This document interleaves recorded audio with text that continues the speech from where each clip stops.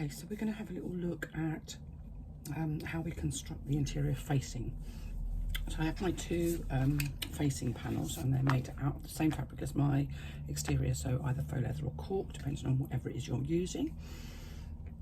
And here we have a couple of options. Now, the first thing I will say is that I always mark the top because they are slightly shaped, so they're narrower at the bottom than they are at the top, but it is only slight, and that can cause you all sorts of issues if you get them around the wrong way. So I just put a T at the top edge of my panels, just so that I know that I've got them up the right way, and I can double check with my template to make sure that that's the case, and it is. So because we've got two options, I'm only going to show you one, but the same principle will apply. In this instance, I'm making the version without the grommet handles, so I feel like I can miss off that piece of Decoville that will fit centrally onto here.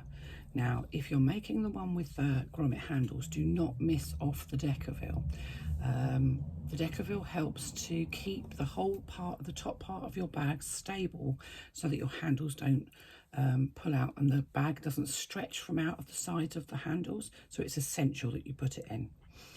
If you're making the bag without the grommet handles and just using a single magnetic fastener, then it's not essential. So I'm actually going to miss it off on this occasion. So I'm going to use my template to mark where I need to pop my magnetic fastener. So my dot is on my template. I'm going to do that on both panels on the wrong side, so that I know exactly where my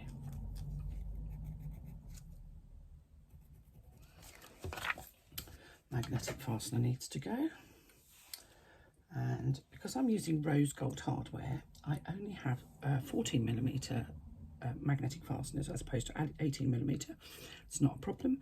I just wanted them to match my hardware. I thought I'd got big ones and I don't, so I've just had to kind of utilise what I've actually got. So I've actually got that, except for I don't actually have the back pieces. Let me go and see if I can find the back pieces in my drawer.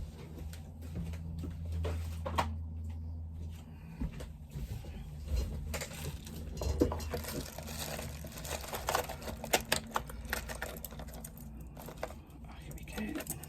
1, 2. That will do nicely, thank you. So I'm going to take one of the washers, and I'll just show you these. Magnetic fasteners come in two pieces, so you have the male part and the female part. The male part has a small protrusion, and the female part has an indent.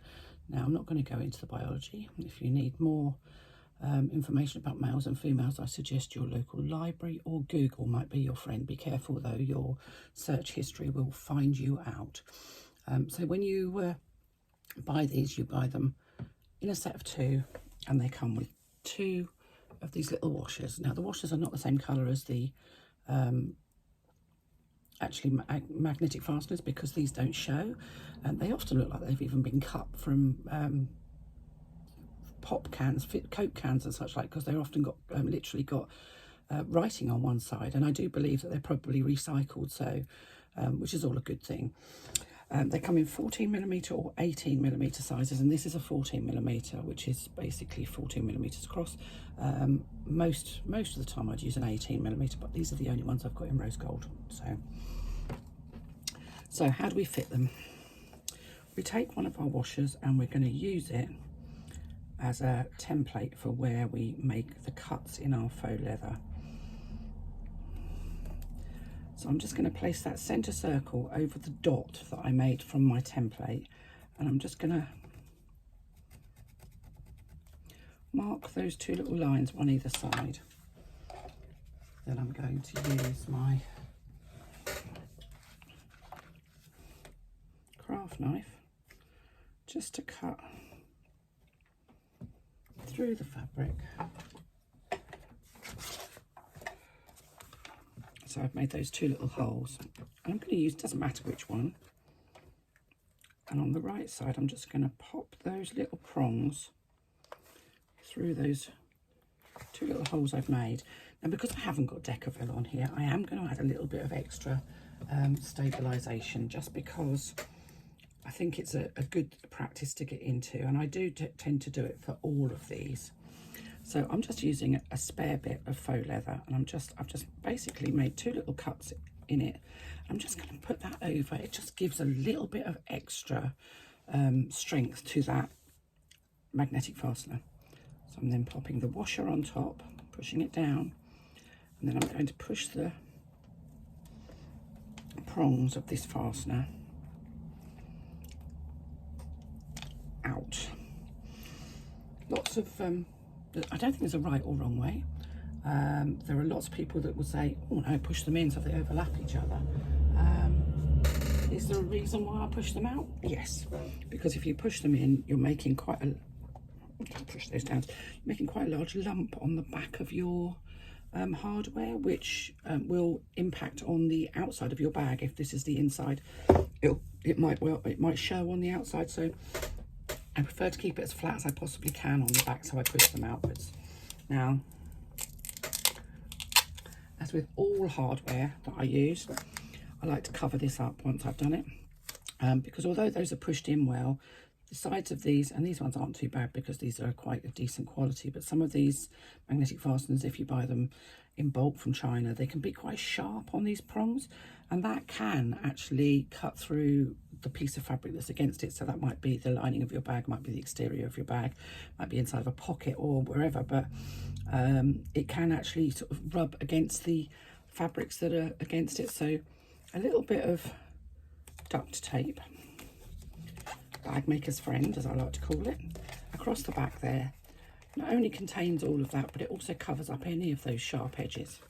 And there we have our magnetic fastener, or 1/2 of our magnetic fastener, completely fitted. So I'm going to pop the other half on, and we do it in exactly the same way. So we mark up where we want those little cuts to be.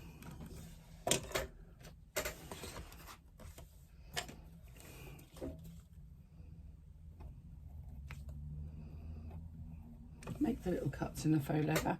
I like to use a craft knife. I know a lot of people use seam rippers to do it. I'm not in control of a seam ripper enough to be confident that I can do that without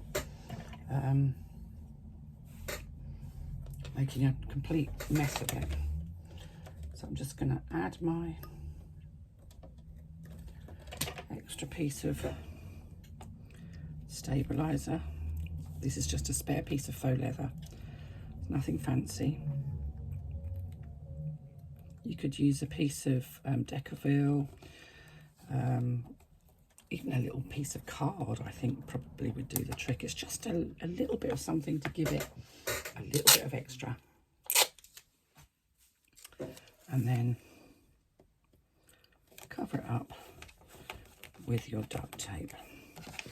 And you should have 2 perfectly fitted. That looks wrong. I've done that the wrong way around.